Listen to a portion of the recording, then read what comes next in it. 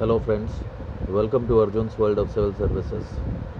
30 सितंबर के current affairs हम आपके लिए लेके आए हैं।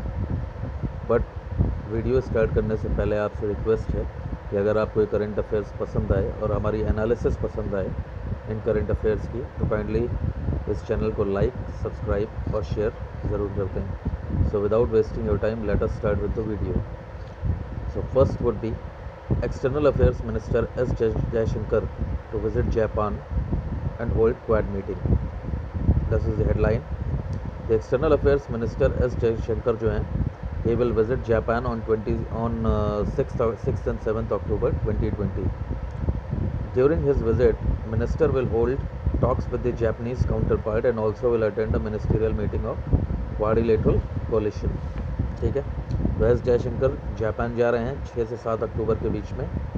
वहाँ पे जापानीज़ काउंटर पार्ट के साथ बात करेंगे और क्वाड्रिलेटरल कोalition की मिनिस्टीरियल मीटिंग में पार्ट लेंगे, हिस्सा लेंगे। ठीक है, the minister will meet the ministers of Quad members. अब क्वाड मेंबर्स में कौन कौन आता है? Japan, USA, Australia and India. ठीक है, the ministers will discuss on regional issues and importance of open and inclusive Indo-Pacific. The meetings are to be held in Tokyo, the capital of Japan. तो ministers के बीच में बात क्या होगी, किस topic पे बात होगी? रीजनल इश्यूज़ पे बात होगी और importance of open and inclusive Indo Pacific. ठीक है, और ये मीटिंग्स होंगी टोक्यो में, the capital city of Japan. अब थोड़ा सा क्वाड्रिलेटरल कोalition क्या है इसको देख लेते हैं। ठीक है, it is viewed as the Asian NATO. It is an informal strategic forum between Japan, USA, India and Australia. It holds semi-regular summits. It was initiated by then Prime Minister Shinzo Abe of Japan in 2007. ठीक है, सो quad क्या है? इसे Asian NATO भी बोल सकते हैं। ये एक इनफॉर्मल स्ट्रैटेजिक फोरम है between the 4 countries, Japan, USA, India and Australia. ये इनके बीच में समिट्स तो होती हैं मगर वो सेमी रेगुलर होती हैं। ओके, और बेसिकली इसे 2007 में शिंजो एबे ने स्टार्ट किया था, जो उस समय जापान के प्राइम मिनिस्टर थे। Today's exercise Malabar is considered as a joint exercise of Quad. The grouping is widely viewed as a response to increase Chinese economic and military power. जो एक्सरसाइज मालाबार इंडिया अक्सर करता रहता है, that is an exercise of Quad. मतलब इन 4 countries की grouping का exercise होता है, जॉइंट एक्सरसाइज। और this grouping is widely viewed as a response. मतलब ये जो ग्रुपिंग है बनाया गया था चाइनीज़ एक्सपेंशनिस्ट पॉलिसीज़ को काउंटर करने के लिए। ठीक है, इसका इंडिया के लिए क्या सिग्निफिकेंस है? The grouping gives India a full and a powerful platform to boost its Act East initiative. The grouping will increase geostrategic terms of India with the Quad countries, sharing the burden in defense. It will provide an opportunity for India to work with its allies in shaping US policies in Pakistan, Afghanistan to the benefit of India. Okay? तो India के लिए significance क्या है? India की जो act east policy है उसके लिए ये एक स्ट्रॉन्ग प्लेटफॉर्म प्रोवाइड करता है।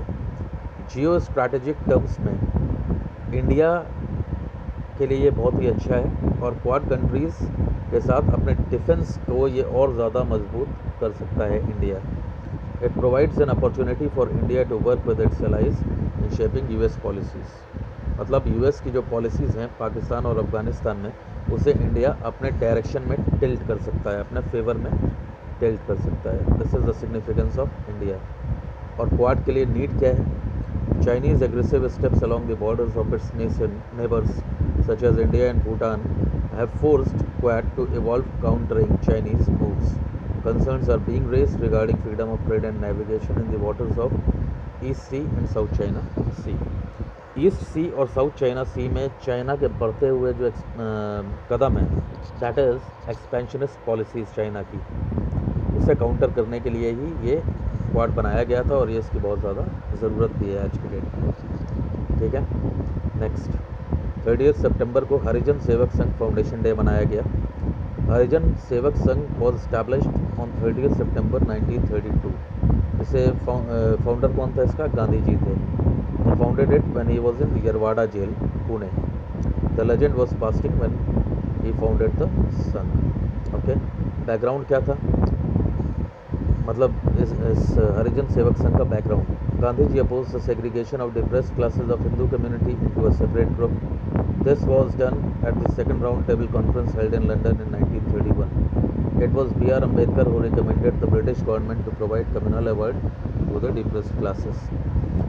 Actually गांधी जी हिंदू कम्युनिटी के जो डिप्रेस्ड क्लासेस हैं, जिन्हें वो हरिजन्स बोला करते थे, उनके लिए एक सेपरेट इलेक्टोरेट के फेवर में नहीं थे.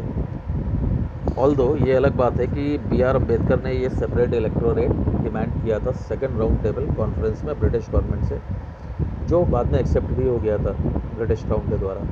ठीक है. So according to Gandhi ji the move was made to create a split in the Hindu community. He was of the opinion that this was one of the policies of divide and rule of the British. Gandhi ji के हिसाब से ये Hindu community के बीच में एक stratification या एक दरार डालने की कोशिश थी, और उन्हें ये लगता था कि ये ब्रिटिश सरकार के द्वारा डिवाइड एंड रूल पॉलिसी को ही एक्सटेंड किया गया है.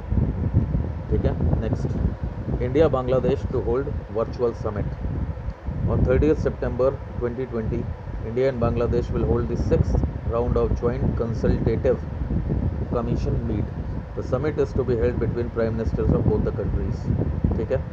30th September को इंडिया और बांग्लादेश के बीच में 6th round of joint consultative commission की मीटिंग होगी, और ये दोनों साइड के प्राइम मिनिस्टर्स इसे अटेंड करेंगे.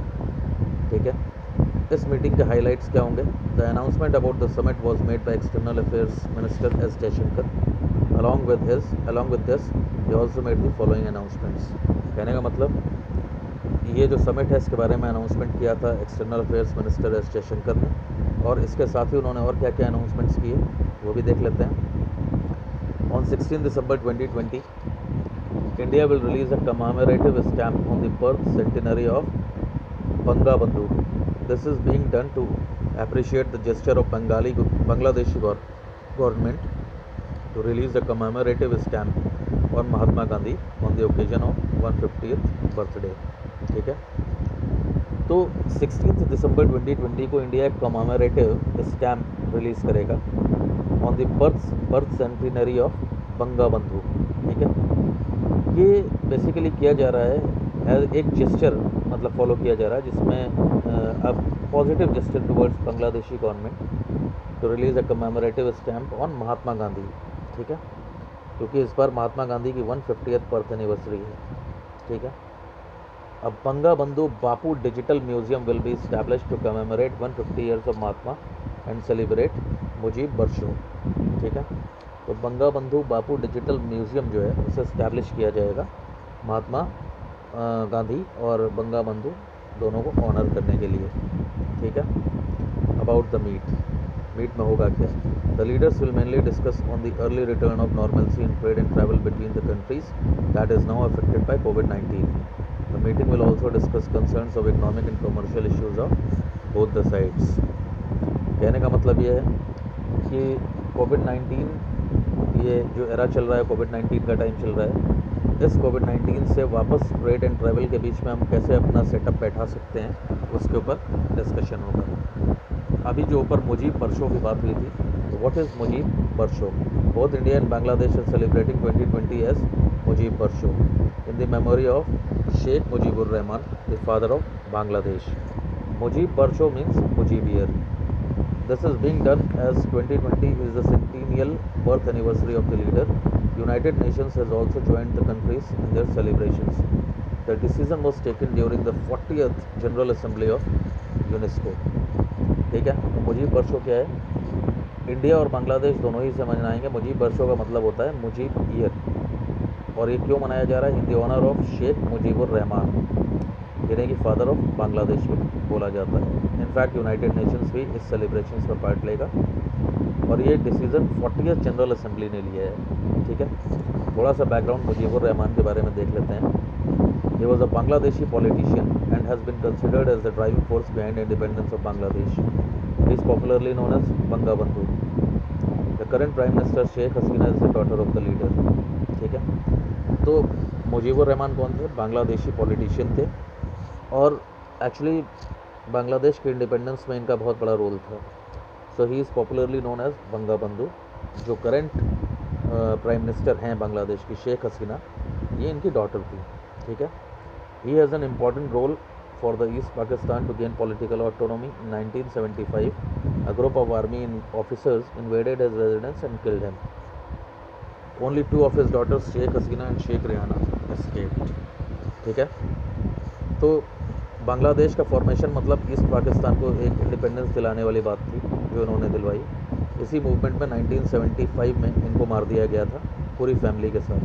केवल इनकी दो daughters, that is Sheikh Hasina and Sheikh Rehana, किसी तरह से बच गई थी, और वही शेख हसीना आज वहाँ की प्राइम मिनिस्टर है, ठीक है।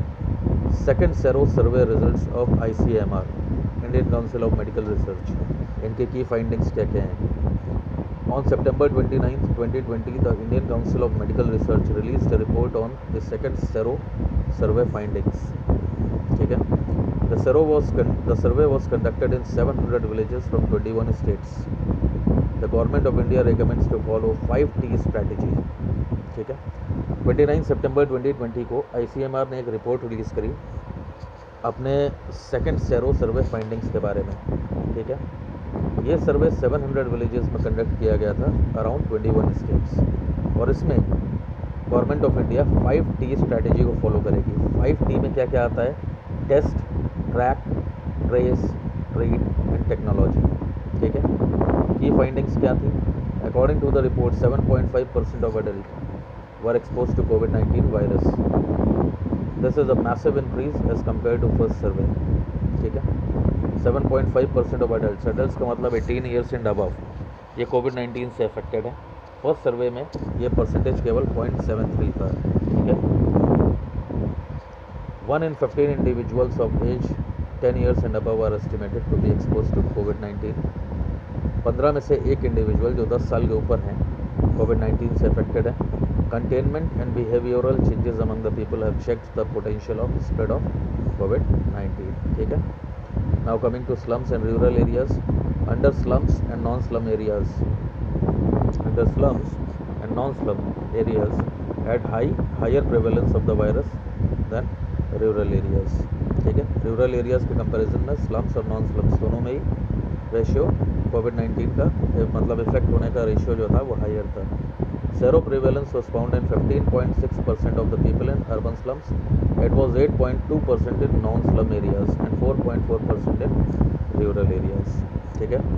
The first survey found that sero prevalence was the highest in the rural areas. The first survey reported the prevalence was 69.4% in rural areas, 15.9% in urban slums and 14.6% in urban non-slums, ठीक है। Metropolitan cities के बारे में भी देख लेते हैं। Mumbai showed the highest sero prevalence with 57.8% of the samples being tested. Mumbai में कोरोना का इफेक्ट सबसे ज़्यादा रहा, 57.8% पॉजिटिव लोग मिले या पॉजिटिव सैंपल्स मिले। Delhi recorded 29.1%, this is higher than the 23.1% that was recorded in the first survey. तो 29.1% दिल्ली में मिला है, जो कि लास्ट सर्वे से ज़्यादा है, क्योंकि लास्ट सर्वे में केवल 23.1% ही मिला था। Following Delhi, Pondicherry of Tamil Nadu had the next highest prevalence of 22.7%, Chennai recorded 21.5, Ahmedabad 17.6 and Indore registered 7.8, ठीक है।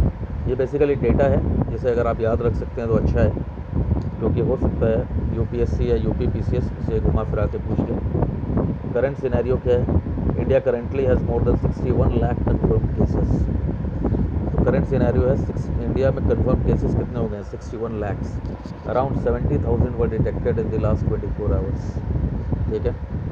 About the survey was conducted through RT-PCR based test, ELISA test, ठीक है। The survey tests the blood serum of individuals and checks for antibodies in the samples. The survey collects venous blood samples. Veins in the human body, impure blood, deoxygenated and arteries carry pure blood. Okay, तो ये जो सर्वे है ये conduct किया गया था through RT-PCR based test या ELISA test के थ्रू। इसमें एक्चुअली ब्लड में से सीरम निकाल लिया जाता है इंडिविजुअल्स का, और उसमें देखा जाता है कि एंटीबॉडीज़ हैं कि नहीं है, ठीक है। और ये वेन्स में से ब्लड सैंपल निकाला जाता है, और हमें यहाँ ये पता होना चाहिए कि वेन्स जो है ह्यूमन बॉडी में वो इम्प्योर ब्लड को कैरी करती है, वाइल आर्टरीज जो है ऑक्सीजनेटेड ब्लड या प्योर ब्लड को लेके जाती है, ठीक है। Next point, MECL begins gold mining इन कोलार आफ्टर 16 ईयर्स। आपको पता ही था कि आप लोगों को ये अच्छे से पता ही है कि कोलार में गोल्ड माइनिंग स्टॉप हो गई थी कुछ समय पहले, ऑलमोस्ट 16 ईयर्स पहले। अब वो दोबारा से रीस्टार्ट हुई है। MECL का मतलब क्या हुआ? Mineral exploration corporation limited. It has recently begun the Kolar gold field exploration after 16 years. इसका थोड़ा सा बैकग्राउंड देख लेते हैं। The Kolar gold mines were located nearly 100 kilometers from Bangalore. They were closed in 2001 due to the fall in gold prices.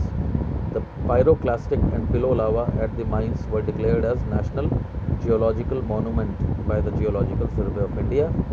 This was done for the protection, maintenance and encouragement of geotourism. Okay. तो Kolar gold mines basically 100 kilometres दूर हैं बेंगलोर से या उसके आसपास located है। 2001 में इसे क्लोज कर दिया गया था क्योंकि गोल्ड के प्राइसेस बहुत गिर गए थे।